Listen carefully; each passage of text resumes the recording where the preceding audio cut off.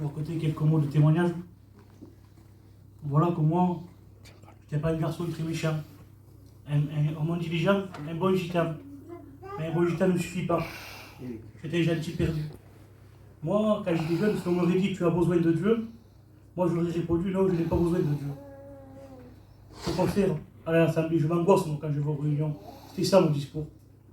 Mais le temps a passé, en grandissant, et là est venue l'angoisse. Et quand l'angoisse le tombe, croyez-moi que vous n'êtes pas bien. Avec le respect que je vous dois, je passais des nuits blanches parce que mon cœur était troublé. Chaque nuit, je me sentais observé.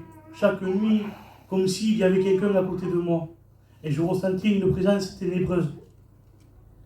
Et quand je partais pour aller travailler, puisque j'allais travailler sans dormir, je me sentais toujours suivi.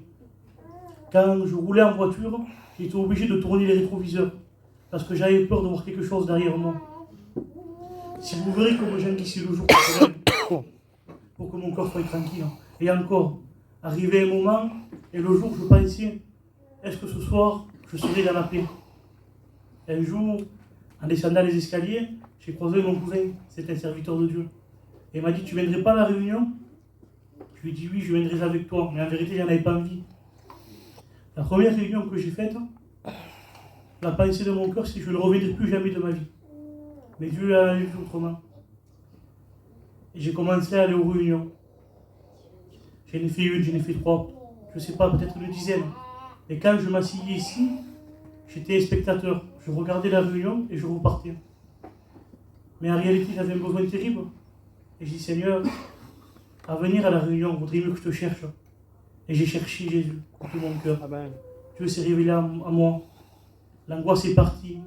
J'ai eu la paix. Et comme disait Swan, des fois, nous, l'homme, on ne voit rien.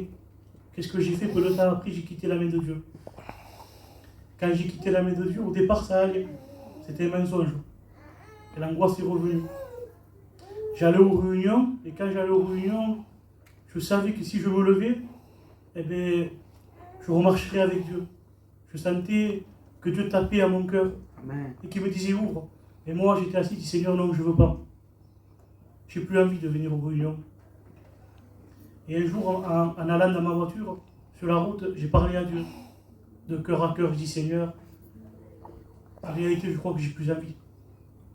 J'ai plus envie d'aller aux réunions, j'ai plus envie de t'appartenir. Mais Seigneur, je connais la vérité. Seigneur, je te prie que tu remettes le désir dans mon cœur. Parce que je sais les conséquences qu'il y a. Je ne veux pas me perdre.